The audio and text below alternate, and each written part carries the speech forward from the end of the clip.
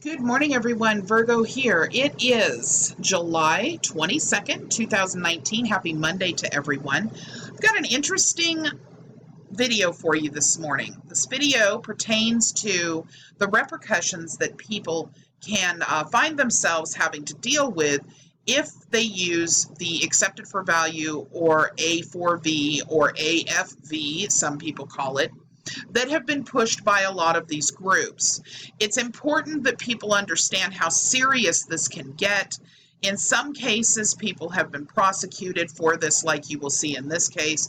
In other cases, they have been fined large chunks of money from the Treasury Department, for example. And some people have found themselves simply being warned. But the majority of those that actually sent in a large number of bills for large amounts of money find themselves in court, and that's what this case is about. Now, there's a secondary part to this video, and it has to do with an article that came out of Bloomberg and Bloomberg Opinion. Now, although Bloomberg takes no responsibility for this article talks about how this entire case is something that has to do with freedom of speech, and that this man's freedom of speech has been violated in some manner. I think you guys are going to be really interested in the opinion of this party that wrote this article, although Bloomberg takes no responsibility for it whatsoever. And so I want you to hear both sides of this argument and see where you guys stand. But first, let's take a look at the United States Attorney's Office for the District of Colorado and the press release that was put out. So I'm going to go ahead and read this to you. It's fairly short. Castle Rock man convicted of making false claims in attempt to defraud Department of Agriculture's finance office. Defendant attempted to use stolen government money to buy expensive cars and pay student loans. Gunther Glob, age 56, of Castle Rock, Colorado, was recently convicted of 5 counts of making false claims against the government following a 3-day trial before U.S. District Court Judge Raymond P. Moore, acting U.S. Attorney Bob Troyer, FBI Denver Division Special Agent in Charge Calvin Shivers, and U.S. Department of Education Office of the Inspector General Special Agent in Charge Western Regional Office Natalie Forbort announced. Wow, that was a mouthful there. A 6th count, mailing a fictitious money order, was dismissed before trial. Glob, who is free on bond, will be sentenced by Judge Moore on May 12, 2017. He was originally indicted by a federal grand jury on June 6 of 2016. His guilty verdict came on January 25th of 2017. According to court documents, as well as information and evidence produced to the court during hearings and at trial, Glob tried to defraud the government, the Department of Agriculture Finance Office, into paying nearly $1.7 million worth of debts on his behalf. The 5 false claims he was convicted of submitting include attempts to get the government to buy him 3 new vehicles, including a $73,000 Corvette and a $65,000 Camaro, and pay off 2 other debts, including student loans that he owed to the Department of Education. During pre-trial proceedings, information indicated that Glob was involved with an anti-government sovereign citizen movement whose adherents refused to recognize the authority of the federal government and often used those purported beliefs as a gateway to illegal activity. Testimony at trial confirmed Glob's sovereign affiliation, and his actions were consistent with known fraud schemes that are prevalent in sovereign citizen circles. Glob faces not more than 5 years in federal prison and up to $250,000 fine per count for each of the 5 counts of conviction. This case was investigated by the FBI and the U.S. Department of Education Office of the Inspector General. The defendant was prosecuted by Special Agent U.S. Attorney Daniel Burrows and Assistant U.S. Attorney Peter McNeely. All right, so now I'm going to go ahead and take you over to the actual Bloomberg article. Now, real quickly, before I actually go into this article, let me just say $1.7 billion in accepted for value to go over to the USDA, which of course the USDA is something that older pushers of this scam used to push. It was just this very recent one in 2017 and 2018 that popped up, because this is a scam that lays down to rest for a few years and then pops back up and has been doing it for almost 40 years. So when April Lejeune, for example, started pushing her packages in November of 2017, this man had already been sentenced. So this was the previous round of this scam, where they weren't yet bold enough to start sending accepted for value presentments to the actual criminal division of the Treasury yet, which is what April asks her people to do. All right, so let's just make sure that you guys understand that, so that when you hear the U.S. Department of Agriculture in here, you will understand that prior to this last grouping of individuals who started pushing the UCC accepted for value presentments through the Treasury, there were a lot of pieces of information out there that said that you needed to send this information to the Department of Agriculture. All right, so this is the Bloomberg opinion. Okay, you can see it says Bloomberg opinion, and this is on Bloomberg.com. I will link it to the description along with the Castle Rock man's, the Department of, the U.S. Attorney of Colorado's press release.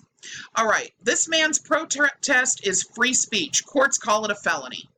Now, I'm not going to read this whole thing because that's I don't want to end up infringing upon copyright here for the writer. But I will tell you this. This was written January 3rd of 2019, and I am going to quote a couple of different paragraphs here, mainly the first 2 or 3, and then I'll leave it to you to read the rest if you would like to. But I'm going to summarize it from these.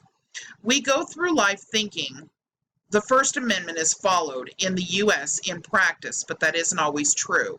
A case in point is that of Gunther Glob, who was convicted and sentenced to 5 years probation for a quirky protest in which he sent the bill for his new Chevrolet Camaro to the U.S. Department of Agriculture and scribbled on it, "Thank you for paying this debt." Astonishingly, prosecutors went after Glob on the theory that sending the government this invoice and a few other bills, $1.7 million is a few other bills, I guess. A few other bills, including one for his wife's student loan and another from his credit union, violated the federal law against submitting false claims to the government. I wrote about the prosecution in 2016, urging the federal district court to throw out the case. It didn't. A Colorado jury convicted Glob of 5 felony charges of submitting false claims to the government after a trial in which the jury wasn't told by the judge that his actions might be protected free speech. The prosecutor sought a prison sentence, but the judge imposed the lengthy probation, a fine, and community service. All right, now, he also went to the U.S. Court of Appeals for the 10th Circuit, which upheld the conviction, and the gentleman was obviously given the probation, the fine, and the community service. I'm not going to read the rest of this. I'm going to summarize this.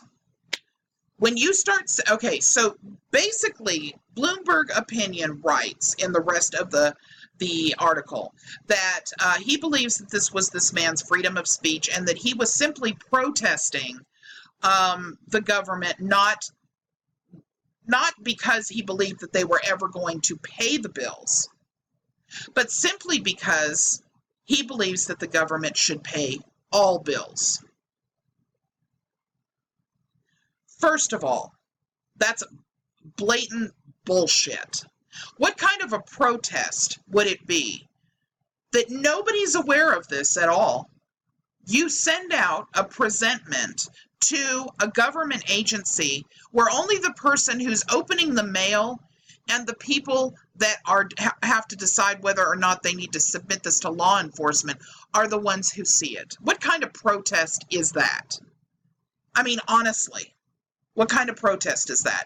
It's not like this person that I was able to locate anyway has a bunch of YouTube videos or a bunch of social media that says, hey, I believe the government should pay all of our bills due to, whatever ideology that he's got. And as a result, I'm going to protest it.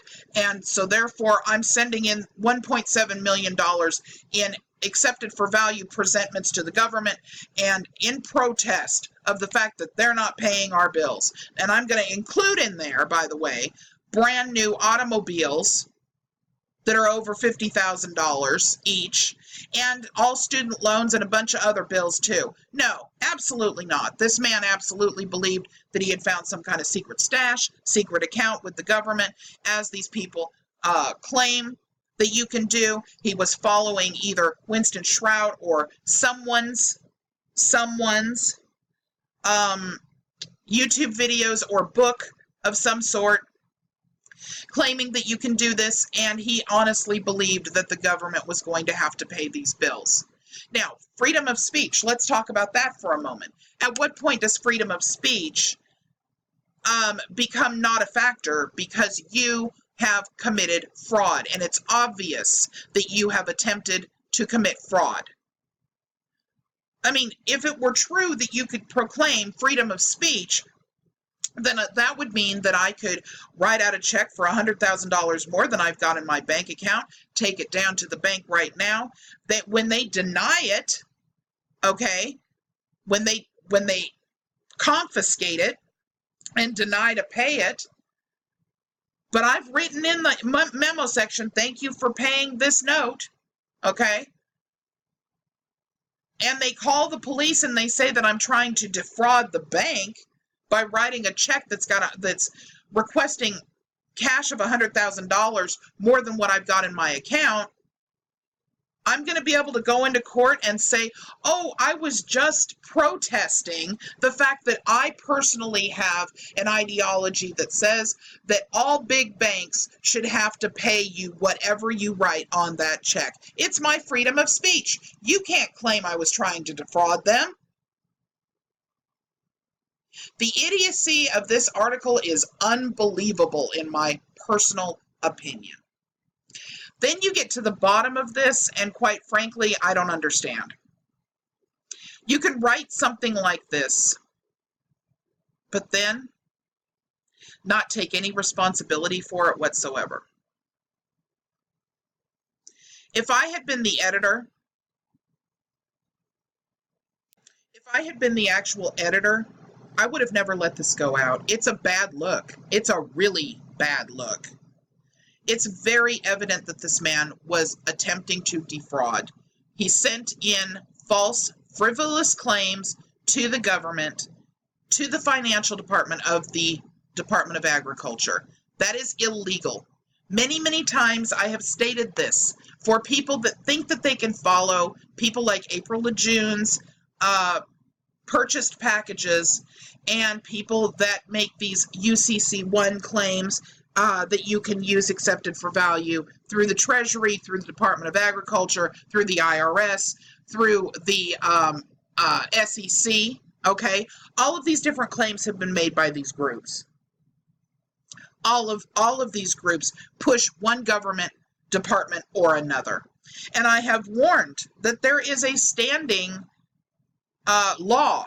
That law says frivolous documentation can be fined and in some cases can be considered a criminal act.